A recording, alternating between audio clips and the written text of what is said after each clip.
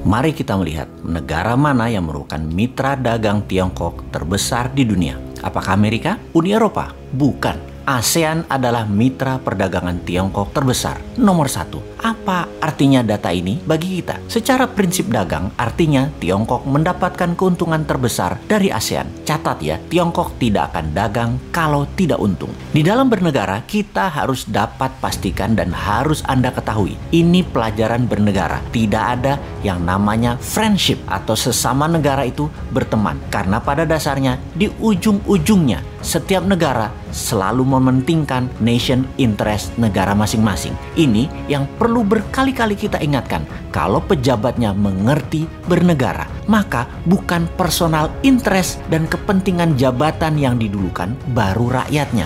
Harusnya rakyatnya didahulukan, baru kalau ada implikasi cuan buat dirinya, ya atur dah sana. Walaupun sebenarnya itu tidak boleh, tapi namanya juga pejabat berkuasa mutlak. Bisalah diatur oleh mereka untuk mereka dapat sesuatu di zaman old mind begini. Beda nanti pada saat zaman new mind-nya menjabat. Ya total pejabatnya abdi masyarakat. Bener deh, jangan seperti negara tetangga. Keuntungan pejabatnya didulukan, baru dibangun narasi nasionalismenya. Jadi negara tetangga itu punya strategi berkuasa dan mengelola negara untuk kepentingan sedikit orang, yaitu dirinya dan kelompoknya, terutama oligarki yang mendukung mereka. Bener deh, baru pertama kali di dunia ada bernegara itu dibangun dengan kekuatan narasi saja. Bahkan ada seorang menteri di negara tetangga tersebut membangun narasinya begini. Ketika Amerika datang ke mereka, pejabat Amerika itu berkata betapa jeleknya komunis Tiongkok dan strategi negara Tiongkok kepada banyak negara. Kalian, negara tetangga tersebut ya maksudnya, harus selalu bersama Amerika. Tapi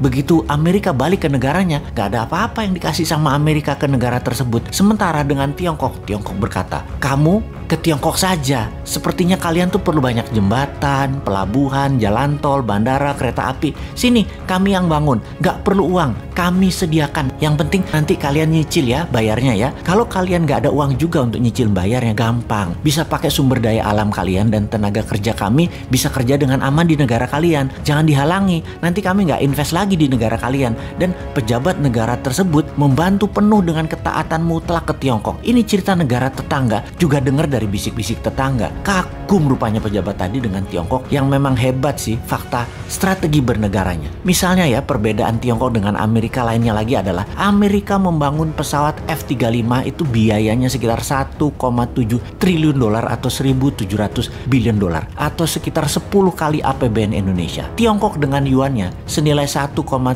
triliun dolar juga. Beda, tidak membangun pesawat tempur tapi mengikat 70 negara dengan obor atau dengan One Belt One Road-nya. Faktanya lagi pesawat Amerika itu tidak pernah terbang lama, apalagi berperang, sementara Tiongkok menggunakannya untuk membuat negaranya punya aset di negara lain. Disinilah Amerika akan kalah dengan Tiongkok dalam jangka panjang karena Tiongkok memikat dengan terlihat membantu ekonomi sebuah negara. Jadi kasihan memang banyak negara tetangga kalau pemahaman bernegara pejabatnya tipis dan kuat narasi membangun nasionalismenya, negara tersebut akan habis aset nasionalnya dan anak cucunya nanti ketika mereka nggak jabat tinggal bayarin hutang. Inilah yang disayangkan oleh New Mind. Pertanyaan sederhana, Tiongkok punya yuan sampai senilai 1,7 triliun atau 1.700 billion dolar itu datangnya dari mana? Inilah yang akan kita lakukan di masa nanti ketika old mind lengser dan ketika rakyat dengan sadar tidak memilih old mind lagi. Apa yang kita lakukan? Printing money berbasis proyek termasuk proyek negara lain. Ini harus huruf kapital ya, yang akan kita kuasai. Sekali lagi, negara yang akan kita kuasai. Dialog mengenai printing money memang banyak menimbulkan kontroversi, namun tetap harus kita perjuangkan. Kita semua tahu bahwa pejabat di negara demokrasi harus siap ditantang dengan pemahaman yang lain yang baru yang mungkin lebih baik. Namun ketika ada yang mengatakan printing money, sayangnya otak langsung ada kata inflasi dan mengatakan ini akan menyebab pemerintah menjadikan negara hiperinflasi. Siapapun yang bicara seperti itu berulang-ulang, pasti orang ini nggak pernah belajar ilmu ekonomi. Nggak segoblok itu ide printing money menghasilkan hyperinflasi kayak Venezuela. Naif bener yang ngomong begitu. Semua ada dalilnya, semua ada bukti yang telah dilakukan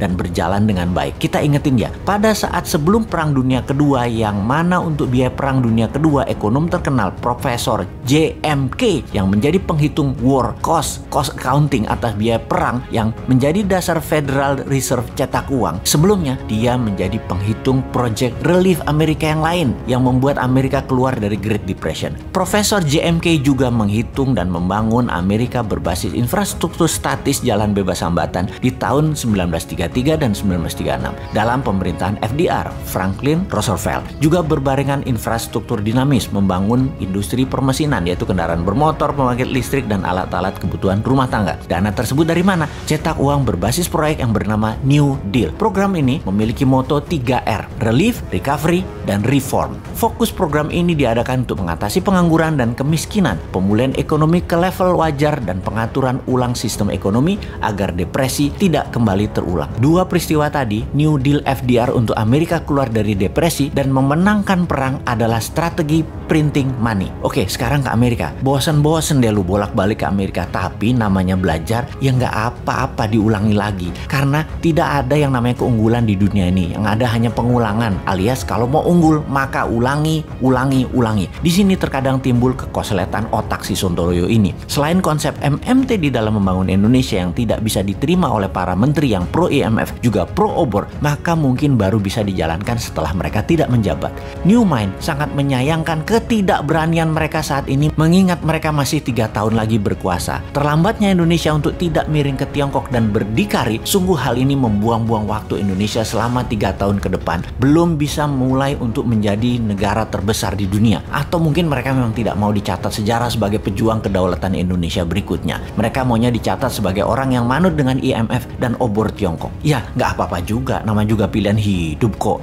Oke. Jadi, ada baiknya kita ambil program New Deal ala Amerika ini untuk Indonesia. Kita akan printing money untuk membangun seperti apa yang Amerika lakukan tahun 33 sampai tahun 42, seperti Tiongkok bangun tahun 89 sampai 2009, ditambah lagi kita adopsi New Deal-nya Stephanie Kelton untuk yang punya konsep printing money ini. Apa konsepnya? MMT-nya New Mind ada SWF, printing money, TINA, Tiara, dan sekarang ditambah Green MMT. Kita perang dengan perusak alam serta perang dengan globalis yang menggunakan virus. Jadi kita akan membela kesehatan dunia. Kita akan pimpin dunia untuk lingkungan hidup, kesehatan, atau pro-life strategi. Ini pasti dilawan keras oleh globalis cabal yang anti-life, tidak pro-life. Cabalis mendukung nuklir, uranium, fosil oil, batu bara, virus COVID yang meluas dan merusak lingkungan lainnya, termasuk perang bedil-bedilan seperti yang terjadi di Timur Tengah saat ini. Jadi kembali ke printing money. Masih bilang inflasi, tak tutup endasmu.